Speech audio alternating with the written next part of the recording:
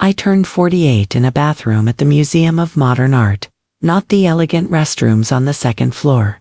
The staff bathroom. Third floor, windowless, fluorescent lights that made everything look corpse gray. I locked the door, gripped the sink, looked at myself in the mirror. Eleanor Hartwell, senior curator, Yale PhD, invisible woman. My mascara hadn't run. Good, I'd learned years ago how to cry without it showing. Outside, 200 people were celebrating my husband's triumph, his retrospective, his moment, the culmination of 15 years of work, my work. But no one knew that. I met Marcus Hartwell 15 years ago at a gallery opening in Chelsea. I was 33, fresh off my doctorate from Yale, working as assistant curator at a small contemporary art museum in Brooklyn, the Hartwell Contemporary, named after my grandfather, actually, though I never mentioned that to anyone. Family money had saved the place from bankruptcy in the 90s. I was brilliant but quiet. The kind of woman people talked over at meetings. I'd learned early that being female and smart meant choosing. Be heard or be liked. I chose liked. Thought it was safer. Marcus was 37, struggling painter working as a waiter at that opening. Handsome, charming. His work was decent, bold expressionist abstracts that borrowed heavily from de Kooning and Pollock, but had competent technique. I just need someone to believe in me, he'd said. One real chance. I believed in him. Or I believed I could make him successful. There's a difference. I just didn't know it yet. We married 6 months later. Quick, impulsive. He said I was different from other women. I understood art, understood struggle, understood him. What he meant was, I had access and connections, and was naive enough not to see he was using me. My family's wealth wasn't obvious. My grandfather had founded a tech company in 1976, sold it in 1999 for $300 million, right before the crash. The money sat in family trusts, carefully managed. By the time I inherited my share, it had grown to over $200 million. I lived modestly, worked because I loved it, wore understated clothes, drove a 10-year-old Volvo. Marcus knew I was comfortable. I'd mentioned a trust fund casually. He thought maybe 2 or 3 million, enough to never worry about rent. He had no idea about the rest. My attorney Patricia Moreno, who'd handled my family's affairs for 20 years, had insisted on a print. Eleanor, you have substantial assets. You need protection. He doesn't know about most of it. He's not marrying me for money. Then he won't mind signing. So I'd presented it carefully. My family attorney says it's standard practice. Just protects what each of us had before marriage. Nothing changes between us. Marcus had signed without reading it. Barely glanced at the numbers. Too small for his ego to imagine they mattered. That prenup would save me later. The first painting I bought was called Fracture. $12,000.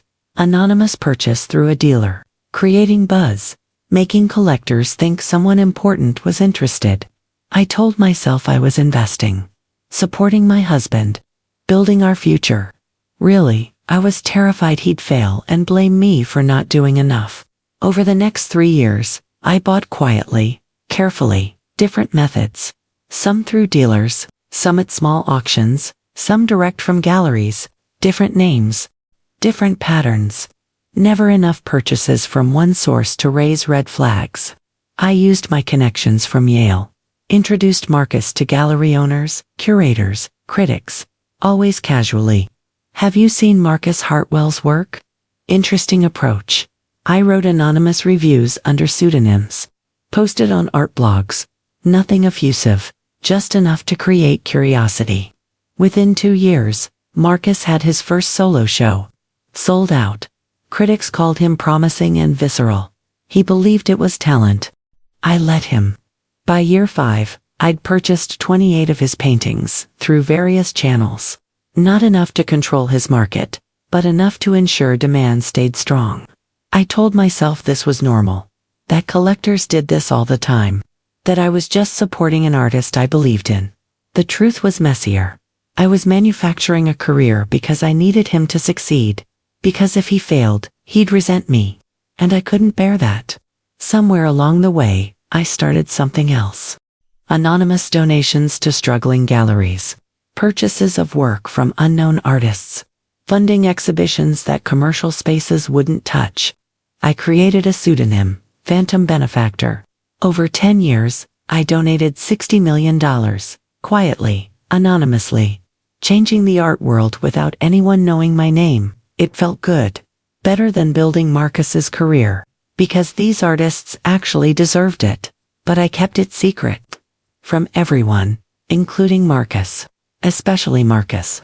Tonight was supposed to be different. Marcus Hartwell, 15 years, a retrospective at MoMA. The kind of exhibition that cemented legacies. I'd made it happen, not directly, but I'd spent 3 years cultivating relationships with MoMA curators, donating to the contemporary wing through Phantom Benefactor, making it easy for them to say yes. Marcus thought he'd earned it, thought his talent had finally been recognized. He had no idea that 47 of his 60 total sales, 80%, were purchases I'd orchestrated. I arrived at the opening at 6 p.m. Marcus arrived at 7:30, late, dramatic, with Isabelle Moreau on his arm. Isabelle, 29, French, art critic, beautiful, confident, everything I'd trained myself not to be. She'd been writing about Marcus for 6 months, glowing reviews. I'd thought she was just doing her job. I was wrong. The exhibition opened at 8. 200 people. Everyone who mattered in New York's art world. I stood near the back. Gray dress, pearl earrings, invisible as always. Marcus worked the room, touching Isabel's lower back, laughing too loud, drinking too much. At 9, the museum director gave a speech praising Marcus's vision. Then Marcus took the microphone. Thank you all for being here. This represents everything I've fought for as an artist. He paused, smiled at Isabel. Art requires sacrifice, vision, courage. People nodded. I'm lucky to have support. My galleries, my collectors, my critics. He gestured to Isabel. She smiled, and of course my wife Eleanor. Everyone turned. I smiled. Small, appropriate. Eleanor runs that little family museum in Brooklyn. Does all the administrative stuff, budgets, committees. He laughed. She handles all the boring paperwork. Couldn't recognize real art if her life depended on it. But hey, someone has to deal with the bureaucracy while the real artists create, right? The room went silent. Then someone laughed, nervous, then more laughter, uncomfortable. People looking at me, at each other.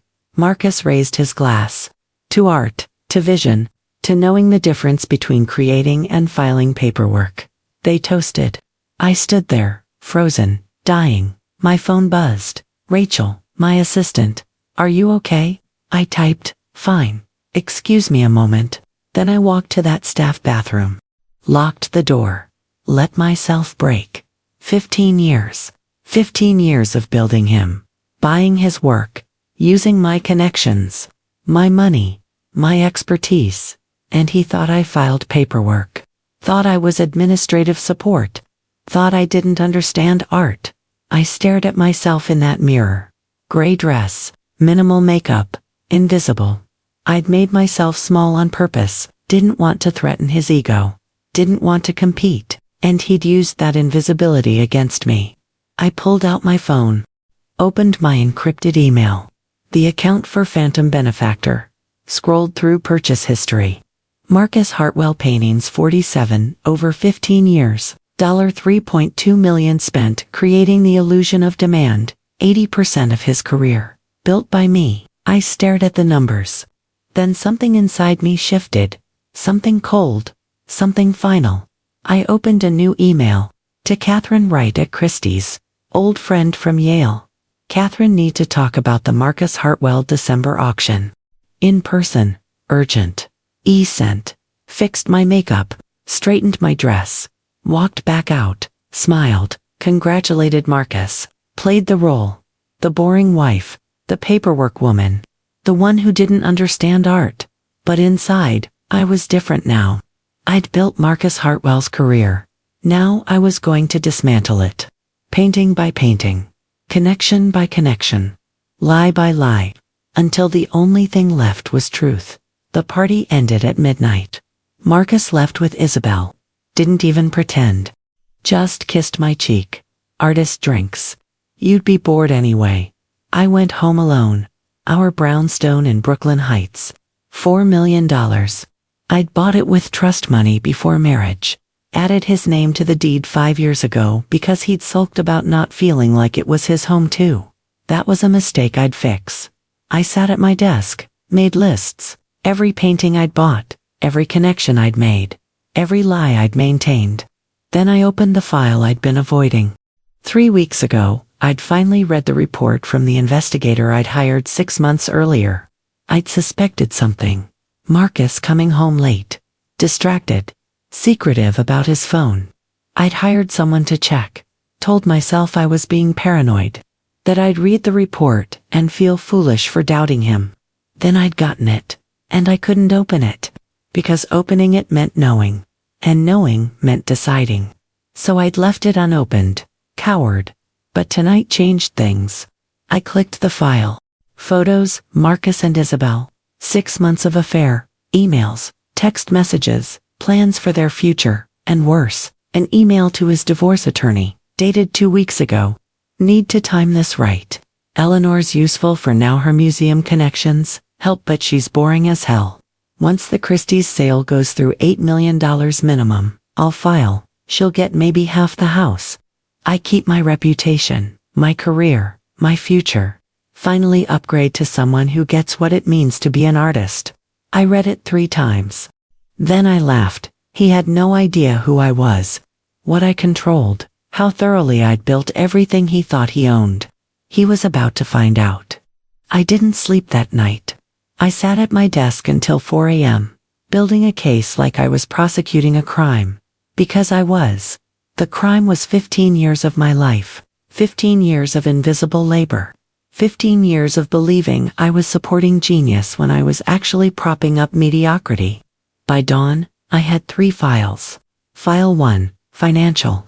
Every anonymous purchase, every shell company, every auction where I'd quietly bought his work. 47 paintings. $3.2 million spent, creating the illusion of demand. File 2, professional. Every connection I'd made. Every curator I'd influenced. Every critic I'd suggested him to. The MoMA retrospective I'd spent 3 years engineering. File 3, personal. The investigator's report. Marcus and Isabel. 6 months of affair. Plans to divorce me after the Christie's sale. That email where he called me boring but useful. 3 files. 3 ways I'd been used. I printed everything. Put it in a locked drawer. Evidence. Then I called my attorney. Patricia Moreno answered on the second ring. Eleanor, 6 a.m., I need to see you. Today it's about Marcus. Silence, then divorce. Among other things, I'll clear my afternoon. 3 p.m., my office. I went to work like nothing had changed.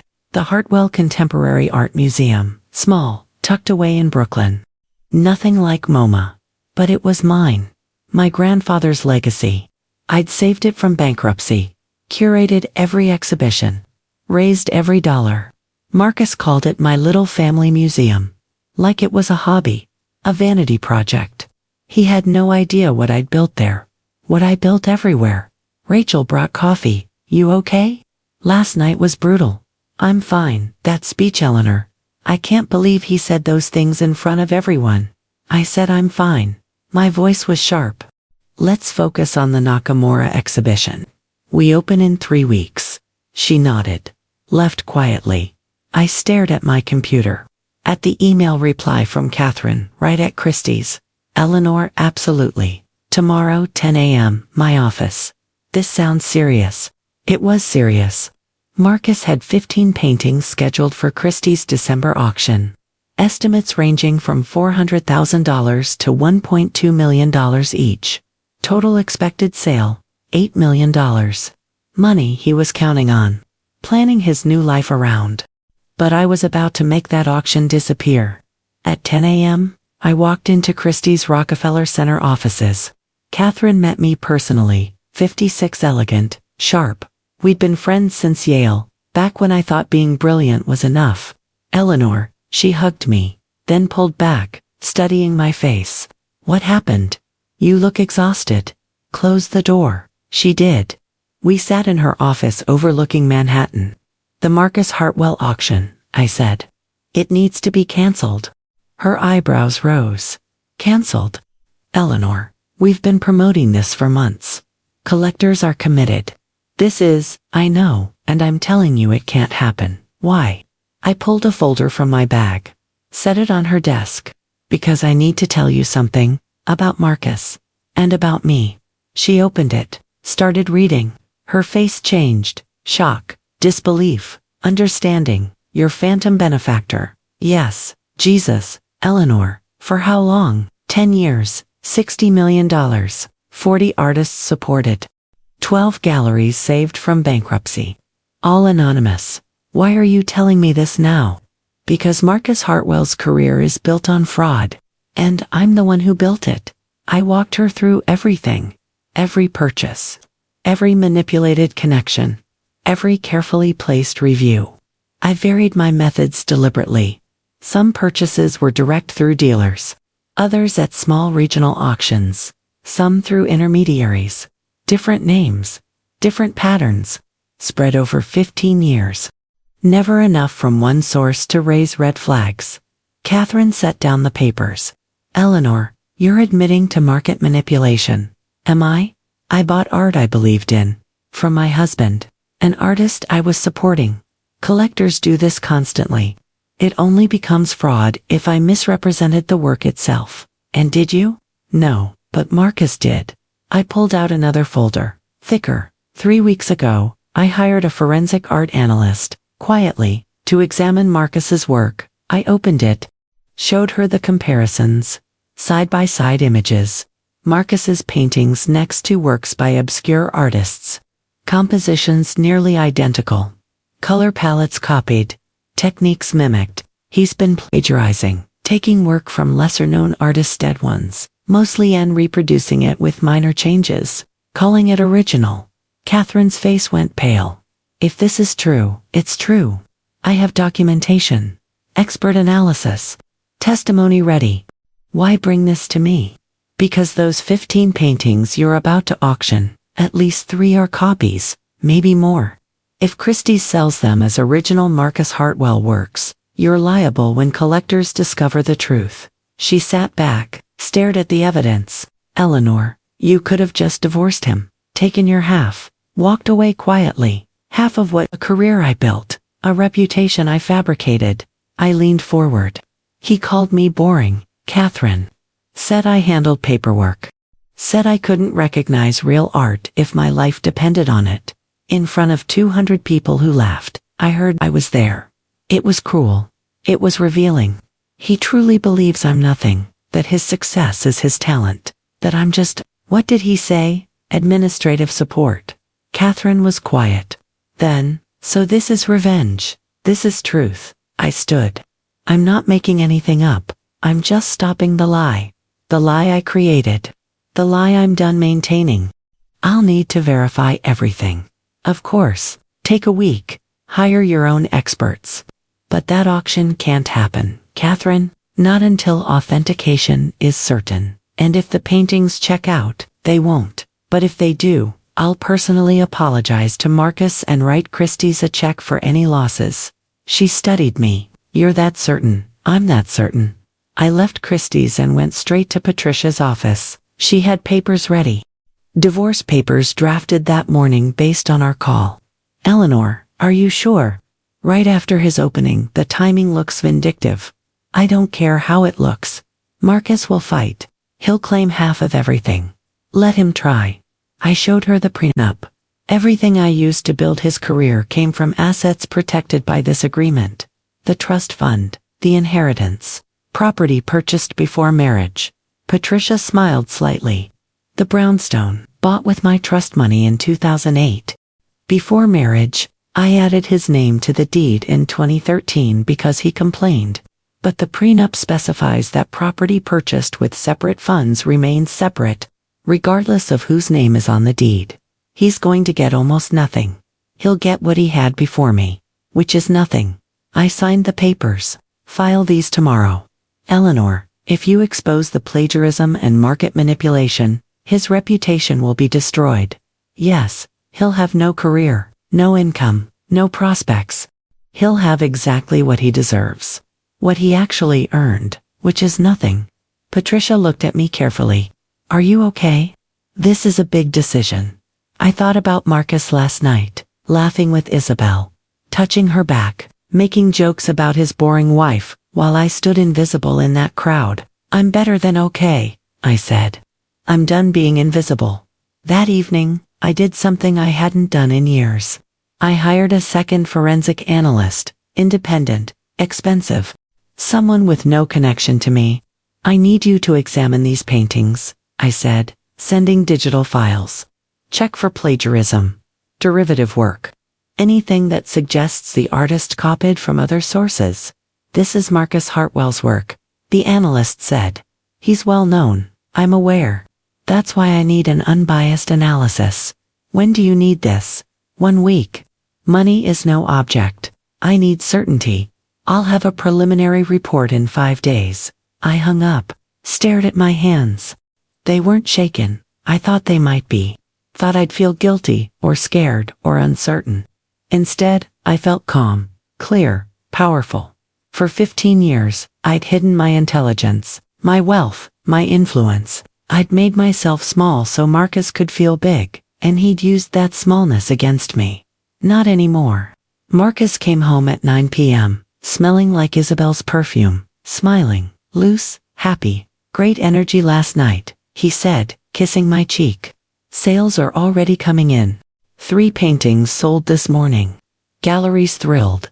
That's wonderful. And Catherine called. Said she needs to verify some provenance details for the Christie's auction. Just routine stuff. He poured wine. Should clear 8 million easy. Maybe more. 8 million, our future, he'd said in that email to his attorney. His future with Isabel. While I got scraps. Marcus, we need to talk. He turned, wary now. About what? About Catherine's call. About the paintings. What about them? I almost told him. Almost laid out everything right there. But Patricia's voice echoed. Don't reveal your strategy until necessary. Nothing. I'm sure it's routine like you said. I smiled. I'm going to bed. Early meetings tomorrow. I left him in the kitchen, confused, suspicious. Good. Let him wonder. Let him worry. Tomorrow, divorce papers would arrive at his studio. Next week, Catherine would postpone the Christie's auction pending authentication. The week after, the Art Dealers Association would receive documentation about plagiarism concerns. And piece by piece, painting by painting, connection by connection, I would dismantle everything I'd spent 15 years building. Not with rage, with method. Not with emotion, with evidence. Not by destroying Marcus. By revealing him. At midnight, my phone buzzed. The second forensic analyst. Preliminary findings. I opened the attachment. 5 paintings flagged, not 3, 5. Clear evidence of plagiarism. Derivative compositions. Copied techniques. Works reproduced with minimal changes from obscure sources Marcus assumed no one would recognize. 5 fraudulent paintings. I stared at the screen. Part of me had hoped I was wrong. That Marcus was actually talented. That I'd supported something real. But hope died in evidence. I forwarded the report to Patricia. To Catherine. To my secure files. Then I sat in the dark. In our brownstone. Soon to be just mine. Marcus was upstairs, sleeping, dreaming of his $8 million future. He had no idea that future was already gone. That by this time next month, his career would be in ruins. His reputation destroyed. His life dismantled. And I invisible. Boring. Administrative support, Eleanor would still be standing. Visible, at last. The divorce papers arrived at Marcus's studio at 9 a.m. on a Tuesday. I know because his attorney called 30 minutes later, screaming, "What the hell, Eleanor? You're filing for divorce." Now, right after his retrospective. Yes, this is vindictive. It looks petty. Like you're jealous of his success. I don't care how it looks. Marcus wants to talk. Work this out. He's willing to do counseling. No. Eleanor, be reasonable. I hung up. Marcus called 14 times that day. I didn't answer. He showed up at my museum at 5 p.m. Rachel tried to stop him. He pushed past her. What the fuck, Eleanor? He slammed the papers on my desk. You're divorcing me. Are you insane? I looked up calmly. No, I'm done. Done. Because of what I said at the opening. I was entertaining the crowd. Everyone knew I was joking. It wasn't funny. Jesus Christ. One stupid comment, and you divorce me. You called me boring. Said I couldn't recognize real art if my life depended on it. Implied I was dead weight. I was playing to the audience. Being entertaining. At my expense. In front of everyone who matters. He ran his hands through his hair. Panicked. Fine. I'm sorry. Okay, I'm sorry. Let's go to counseling. Work this out. No, Eleanor, please. This is terrible timing. The Christie's auction is in 2 weeks. I need to focus. Can we at least wait until after the auction isn't happening? He froze. What? Catherine called you about authenticity concerns, didn't she? His face went pale. How do you know about that? Because I'm the one who raised them. You what? I contacted Christie's. Provided documentation. They're postponing the sale pending investigation. He stared at me. Why would you do that? Because at least 3 of those paintings are plagiarized, maybe 5. And I won't let Christie's sell fraudulent work. That's bullshit. My work is original. Is it? I opened my desk drawer, pulled out a folder, showed him the comparisons, his Convergence in blue next to a 1991 painting by a dead Norwegian artist, nearly identical. Same composition, same palette, same technique. That's coincidence. Artists influence each other. This isn't influence, this is copying. I showed him another, and another. 5 paintings, 5 reproductions. His hands were shaking. Where did you get these? I hired 2 forensic art analysts, independently. Both reached the same conclusion. You had me investigated. I had your work authenticated. There's a difference. This is insane. You're trying to destroy me. I'm trying to stop fraud. Fraud I helped create. He blinked. What? Sit down, Marcus. I don't sit down. Something in my voice made him obey. He sat heavily, stared at me like I'd grown a second head. I need to tell you something, I said. Something you should have known years ago but were too self-absorbed to notice. I told him everything. About Phantom Benefactor. About the $60 million donated anonymously over 10 years. About the 47 paintings I'd purchased to manufacture demand for his work. About every connection I'd made. Every critic I'd influenced. Every carefully placed suggestion that built his reputation. About the MoMA retrospective I'd spent 3 years engineering through donations and relationships. I told him that 80% of his career existed because of me. My money, my connections, my invisible labor. He listened in silence, face white, jaw slack. When I finished, he just sat there. You're lying. I'm not. You don't have that kind of money. I pulled out bank statements, trust documents, purchased records from various shell companies, showing transactions over 15 years. He read them, hands shaking harder now. This can't be real. It is. You've been buying my paintings, for 15 years. Anonymously. Yes, carefully. Different methods, different sources, small regional auctions, private dealers, intermediaries. Never enough from one place to raise questions. Spread over time. Why? Because I loved you. Because I believed in you. Because I wanted you to succeed. By lying to me. By manipulating the market. By investing in an artist I supported. Collectors do this constantly. It's only manipulation if you misrepresent the work itself. You created fake demand. I created initial interest. Real collectors bought later works based on perceived trajectory. That's how art markets work. He stood up. Paced. This is insane. You're insane, maybe, but here's what's real.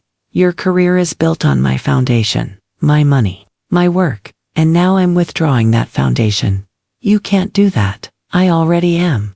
Christie's postponed the auction. The Art Dealers Association will receive these plagiarism findings by Friday. Every major gallery in New York will know your work is questionable by next week. You're destroying me. I'm revealing you. There's a difference. He stopped pacing. Looked at me. Really looked. This is because of Isabel. I said nothing. You found out about the affair, and you're burning everything down. Jealous? Vindictive? I'm not jealous of Isabel. I pity her. Bullshit. She's 29, Marcus. She thinks you're brilliant. She has no idea you're a mediocre painter whose wife built his entire career with her money and connections. When she finds out Tanned, she leave. Just like I'm leaving. His jaw clenched. I want half. Of everything. Read the prenup, you get nothing. That's not legal. I'm entitled to community property of what? Money I inherited before marriage. Property I bought with protected assets. You signed a prenup that's ironclad. I'll fight this. I'll hire lawyers with what money? Your paintings are worthless now. Your galleries will drop you. You have no income. He stared at me. Trapped. Finally understanding. You planned this. All of it. No, I planned to support you forever. You planned to divorce me after stealing $8 million from Christie's. Remember, the email to your attorney. The one where you called me boring but useful. His face drained of color. You read my emails. A private investigator did. After I suspected the affair, I showed him the documentation. Photos of him and Isabel. Text messages, love letters. You had me followed. I protected myself. Smart women do that. He sat down hard. Defeated. What do you want? Nothing from you. You can keep the paintings that haven't sold. Your studio equipment. Your reputation. What's left of it? That's nothing. That's exactly what you had before me, which is nothing. I stood. Now get out of my museum. He left, destroyed. Shaking, I sat at my desk, breathing hard, heart pounding. Rachel appeared in the doorway. Eleanor, are you okay? I'm fine. That was intense. Should I call security next time? There won't be a next time. I looked at her. Rachel, how long have you worked here? For years. Have I ever asked you about your life, your dreams, what you want to do? She blinked, surprised. Not really. You've always been kind but ... distant. I'm sorry. I've been invisible for too long. That changes now. I smiled. Let's have coffee tomorrow. Real coffee. I want to know who you are. She smiled back, uncertain but pleased. I'd like that. After she left, I sat alone in my office. It was done. The reveal, the confrontation. Now came the consequences. That evening, I did something I hadn't done in 15 years. I called my best friend from Yale, Diana Chen. We'd lost touch when I married Marcus. Not because she disapproved, though she had. Because I'd made myself so small there wasn't room for anyone else.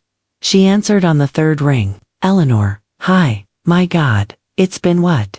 12 years. 15. She was quiet. How are you? Getting divorced. Thank God. I hated that guy. I laughed. Actually laughed. You met him once. Once was enough. He talked about himself for 2 hours and never asked you a single question. I know. So why now? What finally did it? He called me boring. Said I couldn't recognize real art if my life depended on it. At his MoMA opening, in front of 200 people. What an asshole. Yeah. Wait, his MoMA opening. Marcus got a retrospective at MoMA. I got him a retrospective at MoMA. Turns out I'd been secretly funding his entire career for 15 years. Silence. Then, Eleanor. What? I told her everything. Phantom benefactor, the purchases, the connections, the plagiarism, the divorce, all of it. When I finished, she was quiet for a long moment. You're my hero, she said finally. What? You spent 15 years being invisible, making yourself small for a mediocre man. And now you're taking it all back. That's the most badass thing I've ever heard. I felt tears threatening. I'm scared. Of what? Of being visible. Of people knowing who I really am. What if they don't like me? Then fuck them. Eleanor, you've been phantom benefactor for 10 years. You've changed the art world. You've saved galleries, supported artists. You're brilliant and powerful and kind. The only person who didn't see that was you. And Marcus. Marcus is an idiot. He lost the best thing that ever happened to him, and he doesn't even know it yet. I wiped my eyes. Diana. Yeah. Can we have dinner soon? I've missed you. How about tomorrow? Perfect. The next morning, Catherine called. Eleanor. I've completed preliminary authentication. I need to talk to you. Come to my museum. Noon. She arrived with a thick folder, sat across from my desk, looked tired. 5 paintings, she said. 5 confirmed cases of plagiarism. Your analysts were correct. I nodded. What now? Christie's is officially withdrawing the entire Marcus Hartwell auction. We're issuing a statement citing authenticity concerns pending further investigation. When this afternoon, I wanted you to know first. Thank you, Eleanor. This is going to be big, career-ending. Are you prepared for that? Yes. Marcus will blame you publicly. It'll get ugly. Let it. She studied me. You're different. Since the opening, stronger. I'm visible now. That's all. It's not all. You're stepping into your power. Finally, she smiled. I like this Eleanor better. Me too. The Christie's announcement went out at 3 p.m. By 4 p.m., the art world was on fire.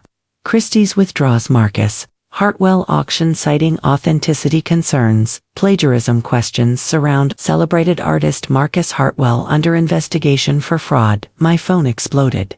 Gallery owners, curators, collectors, everyone wanting details. I ignored most of them. But I answered one call. From Helen Cross, at the Art Dealers Association. Eleanor, I saw the Christie's announcement. Do you know something about this? Yes, I have documentation. Can we meet? Tomorrow, 9 a.m., my office. I'll be there. That night, Marcus called from an unknown number. I answered. What do you want? You're destroying me. His voice was broken, raw. Christie's withdrew the auction. Galleries are calling asking questions. Collectors are demanding answers. My career is over. Your fraudulent career is over. Yes, please, Eleanor. Please stop this. I'll do anything. Counseling, therapy, whatever you want. I want a divorce. That's all. I'll lose everything. You never had anything. I gave you everything. Now I'm taking it back. That's cruel. That's consequence. You plagiarized. You lied. You committed fraud. You humiliated me publicly. These are your choices creating your results. I'm begging you. I spent 15 years making myself invisible so you could shine. I'm done. Goodbye, Marcus. I hung up, blocked the number, sat in my living room, alone, quiet. Tomorrow, I'd meet with Helen. Give her the documentation. Let the investigation proceed. Next week, the divorce would finalize. The brownstone would be mine. My life would be mine. And Marcus would finally face the truth about himself. That without me, he was nothing. 3 weeks later, the Art Dealers Association released their findings. I was at Diana's apartment in the West Village when Helen Cross called. We'd been having brunch, catching up on 15 years, laughing about art school, about mistakes we'd made, about men we'd wasted time on. Eleanor, Helen said, the investigation is complete. Can you talk? Hold on. I stepped onto Diana's balcony. Cool November air. Traffic sounds below. Go ahead. 5 paintings confirmed, plagiarized. Clear evidence of copying from obscure sources. Marcus misrepresented them as original work. My breath caught. All five were suspending him from all member galleries effective immediately. We're also recommending the State Attorney General open a formal fraud investigation. Criminal charges. Possibly. If collectors want to press charges. She paused. Eleanor, this is career-ending. Permanent. Are you ready for that? I thought about Marcus at 19. Waiting tables. Dreaming of being an artist. That version of him had been real. Genuine. Hopeful. But that Marcus was gone. Had been gone for years. I'm ready, I said. The press release goes out at noon. I wanted you to know first. Thank you, Helen. I hung up. Stood there. hands shaking slightly. Diana opened the sliding door. You okay? It's done. The investigation confirmed everything. 5 paintings plagiarized. Marcus is being suspended from galleries. Criminal investigation might follow. She came out, stood beside me. How do you feel? Tired, sad, relieved. I looked at her. Is that terrible, that I feel relieved? No, it's human. She squeezed my hand. You're not destroying him, Ellie. You're just stopping the lie. His lie. I enabled that lie for 15 years. Because you loved him. That doesn't make you complicit in his fraud. It makes you someone who believed in the wrong person. I nodded, wiped my eyes. Come inside, Diana said gently. Let's finish brunch. You don't have to face this alone. The announcement hit at noon. My phone exploded. Texts, emails, calls, everyone in the art world wanting details, wanting to know if I'd known, if I'd been involved. I ignored most of them. But I answered when Patricia called. Eleanor, have you seen the news? Yes. Marcus's attorney just called, threatening to sue you for defamation, claiming you deliberately destroyed his reputation. Let him try. Truth is an absolute defense. That's what I told him. But be prepared. This is going to get ugly. Marcus is desperate. I know, there's something else. 3 collectors who bought the plagiarized works are filing civil suits against Marcus's fraud, misrepresentation. They're demanding refunds plus damages. How much? Around $2 million total. Maybe more once legal fees pile up. I closed my eyes. He doesn't have $2 million. No, he doesn't. He'll go bankrupt, possibly face criminal charges. Eleanor, he's going to lose everything. I should have felt triumphant, vindicated. Instead, I just felt empty. Keep me updated, I said. But Patricia, I want you to look into something. What? How much would it cost to settle those collector suits? Anonymously. Through phantom benefactor. Silence. Then, Eleanor, why would you do that? Because they bought art in good faith. They shouldn't suffer because Marcus is a fraud. That's over $2 million. To help him, not to help him. To make things right. The collectors deserve their money back. That's all. You're a better person than I am. I'm just tired of being angry. Anger kept me small for 15 years. I'm done with it. That evening, Marcus showed up at my museum. Rachel tried to stop him. I heard raised voices. Came out of my office. It's okay, Rachel. Let him in. She looked uncertain. You sure? I'm sure. Marcus followed me into my office. Closed the door. He looked terrible, unshaven, clothes wrinkled, eyes red. They're destroying me, he said. Every gallery dropped me today. All of them. My agent quit. Collectors are suing. The Attorney General might file criminal charges. I know. You did this. You destroyed my career. No, you destroyed your career when you plagiarized other artists' work. I just revealed it. That's not. He stopped, ran his hands through his hair. Eleanor, please, I'm begging you. Make this stop. I can't make it stop. The investigation is complete. The findings are public. It's out of my hands now. But you could help me. Talk to Helen. Tell her I made mistakes, but I'm not a bad person. Tell the collectors you'll vouch for me. Why would I do that? Because we were married for 15 years. Because I'm sorry. Because his voice broke. Because I have nothing, Eleanor. No career. No money. No future. I'm 52 years old and I'm starting over with less than nothing. I looked at him. Really looked. This man had humiliated me in front of 200 people. Called me boring. Said I didn't understand art. Cheated on me. Planned to divorce me and take everything he could.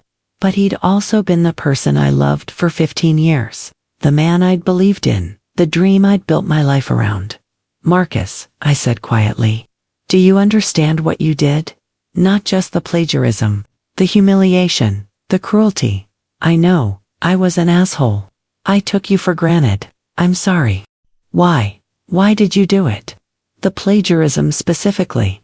He sat down, shoulders slumped, because I wasn't good enough. I knew it. Everyone else thought I was talented. But I knew the truth. I could copy. I could mimic. But I couldn't create anything original. So I took shortcuts. For 15 years. For 15 years. He looked up, and you know the worst part. You were supporting me the whole time, buying my paintings, making connections, building my career. And I thought it was all me. I thought I was actually talented. You could have been if you'd been honest. If you'd worked on developing your own voice instead of copying others. I know that now. He paused. Isabel left me. Yesterday said she couldn't be with someone who lied about everything, said I was pathetic. I said nothing. I deserve that. I deserve all of this. But Eleanor, he looked at me. I'm not asking you to forgive me. I'm just asking you to let me figure out how to survive this without criminal charges, without prison. I know I don't deserve mercy, but I'm asking anyway. I thought about it. Really thought. I could let the Attorney General prosecute. Let Marcus face criminal charges. Watch him go to prison for fraud. But what would that accomplish?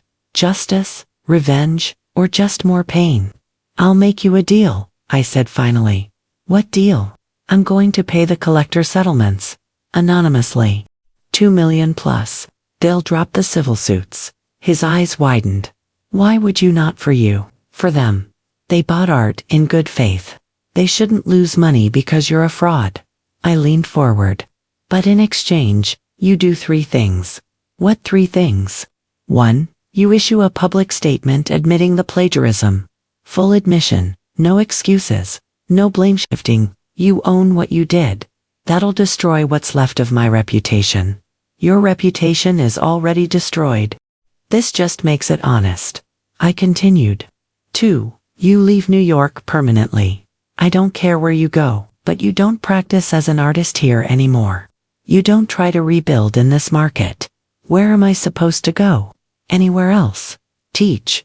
Paint for yourself. Figure out who you actually are, instead of who you pretended to be. He was quiet. Then, what's the 3rd thing? You get therapy. Real therapy, for at least 2 years. I want documentation. Proof you're actually working on becoming a better person. That's it. That's it. Do those 3 things, and I pay the settlements. The civil suits go away. The Attorney General loses his victims and probably drops the investigation. You avoid prison. You get a chance to start over. He stared at me. Why are you doing this? Because I don't want to be the person who destroys you. I want to be the person who tells the truth and moves on. There's a difference. I don't deserve this. No. You don't. But I'm not doing this for you. I'm doing it for me. Because holding on to anger and revenge makes me small. And I'm done being small. Marcus left that night. 3 days later, he issued a public statement admitting the plagiarism. No excuses, just facts. I plagiarized work from multiple artists over 15 years. I misrepresented copied compositions as original work. I lied to collectors, galleries, and critics. I accept full responsibility. I'm deeply sorry. The art world erupted again. Some called him brave for admitting it. Most called him a fraud who only confessed because he got caught. Both were true. A week later, he moved to Taos, New Mexico. Small town, art community, far from New York's spotlight. I paid the collector settlements through Phantom Benefactor. 2.3 million. Anonymous. The civil suits disappeared. The Attorney General, without victims willing to testify, closed the investigation with a formal warning but no charges. Marcus was free. Broken, but free. The divorce finalized 3 weeks later. I got the brownstone. My trust funds my career, my life. Marcus got nothing. Exactly what the prenup specified. Patricia handed me the final papers. It's done. You're officially divorced. How do you feel? Diana asked. She'd come with me to Patricia's office. Moral support. Free, I said. Sad. But free? What now? Now I figure out who Eleanor Hartwell is when she's not someone's wife. When she's not hiding. When she's just herself. Diana smiled. I can't wait to meet her. That night, I sat alone in my brownstone. My house now, just mine. Marcus's paintings were gone. donated to storage, probably worthless forever. The walls were empty, waiting, ready for something new. I poured wine, sat in the living room, looked around. 15 years of marriage. 15 years of making myself invisible. 15 years of supporting someone who didn't deserve it. But also, 15 years of learning, growing, building phantom benefactor. Discovering my own power. I didn't regret the marriage. I regretted the invisibility, the self-erasure, the belief that supporting someone else meant abandoning myself. Never again. My phone buzzed. Text from Rachel. The Nakamura exhibition opens tomorrow. You coming to the setup? I smiled, typed back, wouldn't miss it. See you at 8. Then another text. From a number I didn't recognize. Ms. Hartwell, this is James Chen. You supported my work 5 years ago through Phantom Benefactor. Anonymous purchase that changed my career. I just read the news. Thank you for stepping into the light. The art world needs you visible. We all do. I stared at the message, read it 3 times. Then another came through. And another. Artists I'd supported over 10 years. Thanking me, telling me their stories. Saying the same thing. Thank you for being visible now. We need you. I sat there, phone lighting up. Messages arriving. Artists whose lives I'd changed without ever meeting them. This was my legacy. Not Marcus. Not the marriage. Not the money I'd spent building his fake career. These artists. These lives changed. This community built in shadows, now stepping into light with me. I raised my glass to the empty room. To visibility, I said. To truth. To finally knowing who I am. The house was quiet. But I wasn't alone anymore. I'd spent 15 years being invisible. Now I was everywhere. And it felt like coming home. 18 months later, I stood in the main gallery of the Hartwell Foundation on a Thursday evening in May. 50 years old, gray hair-eyed, stopped hiding, wearing deep blue statement jewelry. Visible, the gallery was celebrating its first anniversary. 12 months, 20 exhibitions, 75 artists supported. Real careers built on talent, not manipulation. The space was packed. 300 people. Critics, collectors, museum directors, artists, everyone who mattered. And they were here for me, not my husband, not someone else's vision, mine. Rachel now. My gallery director touched my arm. Eleanor, it's time. I nodded, walked to the small stage. The crowd quieted, faces turned, expectant, respectful. 18 months ago, they'd laughed when Marcus called me boring. Administrative support who didn't understand art. Now they waited for my words like they mattered. Because they did. Thank you for being here, I began. 1 year ago I opened this gallery with a simple mission. Support authentic voices. No ego.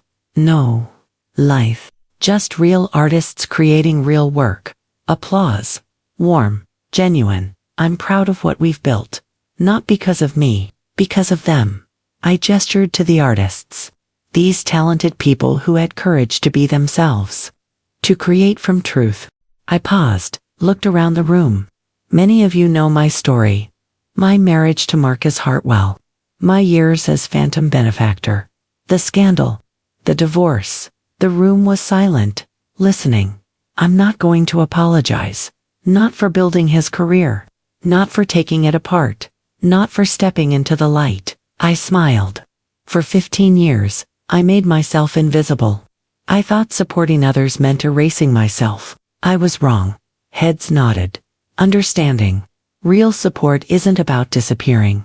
It's about standing beside, lifting up, creating space for others, while taking up your own space too. The applause built, sustained, standing ovation. I stood there, taking it in, feeling seen, really seen.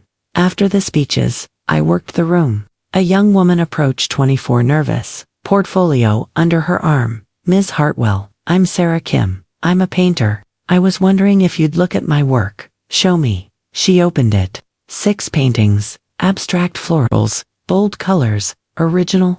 These are good, I said. Really good. Thank you. I've been trying to get gallery representation for 2 years. Leave your contact with Rachel. We'll schedule a studio visit. Her eyes widened. Seriously, I don't say things I don't mean.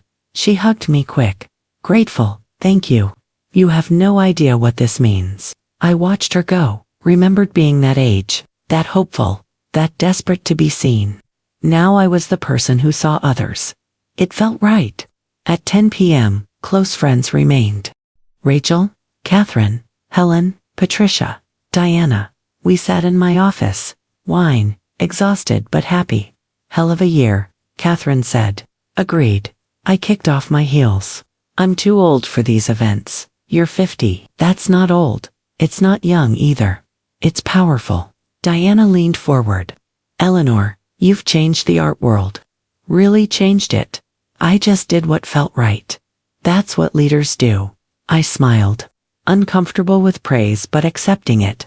Patricia spoke up. Have you heard from Marcus? Everyone went quiet. No, not in over a year. I sipped wine. Last I heard, he's still in Taos teaching art classes, painting for himself. Do you ever wonder if you made the right choice? Helping him? I thought about it. No, I didn't help him. I helped the collectors. And I helped myself by choosing compassion over revenge. You think he's learned anything? I hope so.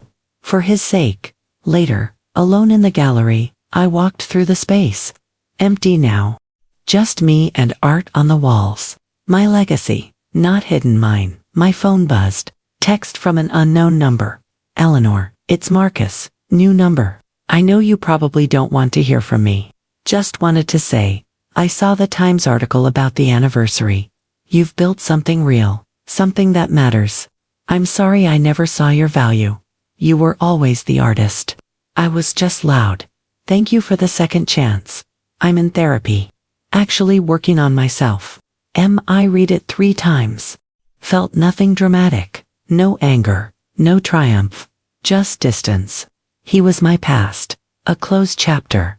I didn't respond, just deleted the message. Some people don't need closure. They just need silence. I locked the gallery at midnight.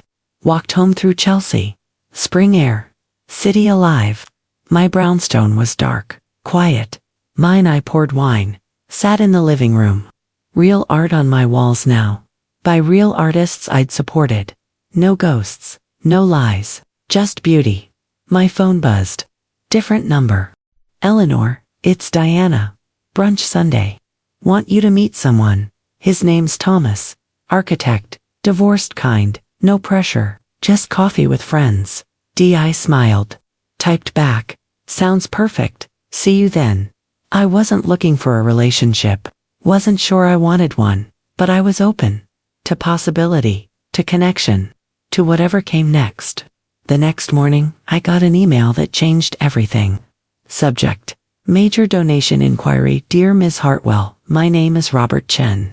I'm director of the Los Angeles County Museum of Art. We're expanding our contemporary wing and creating an endowed curator position focused on emerging artists. We'd like to name it after you. The Eleanor Hartwell Chair for Contemporary Art. Your work as Phantom Benefactor has inspired a generation. We'd be honored if you'd consider being part of this legacy. I read it twice. Then called Diana. They want to name a position after me. At LACMA. That's incredible. Is it weird that I'm scared? Scared of what? Of being that visible. Of having my name on something permanent. Eleanor, you've been invisible for too long. It's time people knew who you really are. What if I'm not who they think I am? Then they'll learn who you actually are. And that's better than any fantasy. I said yes to LACMA. The announcement went out 2 weeks later. Eleanor Hartwell, philanthropist and former Phantom Benefactor, honored with named chair at LACMA. The art world celebrated. Social media exploded. Artists shared stories of how I'd changed their lives. I was everywhere. Visible. Undeniable. And it felt terrifying and exhilarating and right. 6 months later, I stood at LACMA's opening ceremony for the new wing. 500 people. Press. Cameras. Attention. All on me. The museum director gave a speech about my impact. About the $60 million donated anonymously. About the lives changed. The careers launched. Then I spoke. For most of my life, I believed my value came from making others successful, from being invisible, from supporting greatness without claiming any for myself.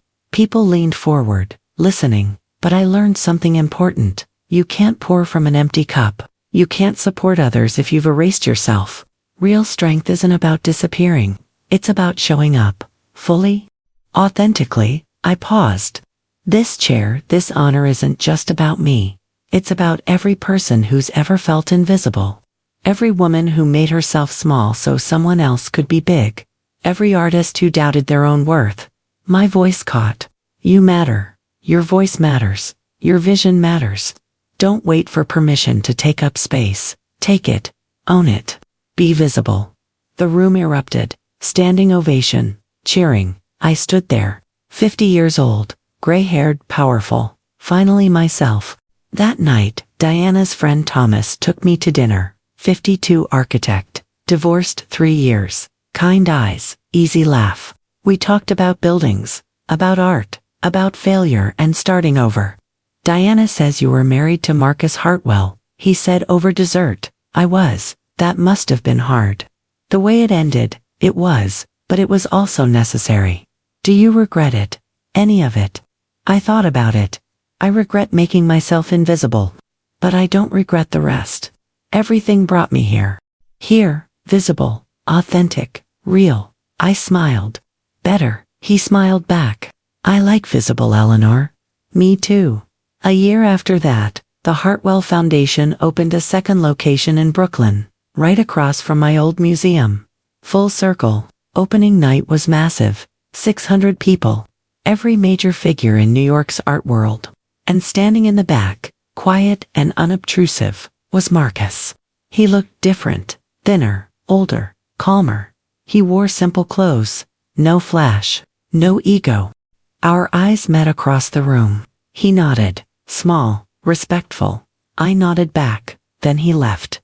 Didn't try to talk, didn't make a scene, just acknowledged me and went. Diana saw him. Was that, yeah? How do you feel? Nothing. Just, nothing. I looked at her. He's not part of my story anymore. He's just someone I used to know. That's healthy. It's real. 2 years after the divorce, I married Thomas. Small ceremony. City Hall. Just us and close friends. He didn't ask me to change. Didn't want me smaller or quieter or different. He just loved me. As I was. Visible, powerful, real. We bought a house in Park Slope, filled it with art, with light, with joy, and every morning I woke up as myself, not someone's wife first, not invisible, not small, just Eleanor. Curator, philanthropist, artist in my own right. The woman who'd spent 15 years invisible, and then stepped into light, and stayed there. On my 52nd birthday, I got a letter. From Marcus, postmarked, Taos. Dear Eleanor, I'm writing to say something I should have said years ago. Thank you. Thank you for building my career even though I didn't deserve it. Thank you for revealing the truth even though it destroyed me. Thank you for giving me a second chance even though I didn't earn it. I've spent 3 years in therapy. Learning why I needed to be the loudest voice in every room. Why I couldn't create anything original. Why I made you invisible. The answer is simple. I was terrified of not mattering. So I made you not matter to convince myself I did. I was wrong. You always mattered. You were always the visionary. I was just the noise. I paint every day now. Small pieces. For myself. They're not great. But they're mine. Actually mine. That's enough. I hope you're happy. I hope you're visible. I hope you're everything I never let you be. With respect and regret. Marcus, I read it once. Then folded it, put it in a drawer. It was closure I didn't need. But it was closure anyway. That evening, Thomas found me on our brownstone stoop, watching the sunset. You okay? Yeah, just thinking. About how far I've come. How different my life is. He sat beside me. Better, so much better. I leaned into him. I spent 15 years being invisible. Thinking that was love. Thinking that was support. Thinking that was enough. And now I know better. Love doesn't make you smaller. It makes you more yourself. Support doesn't mean erasure. It means celebration. Smart woman, took me long enough to figure it out. We sat in comfortable silence, watching the city, our city. You know what the best part is, I said. What? I'm not afraid anymore. Of being seen, of being wrong, of taking up space. I'm just, here, fully, finally.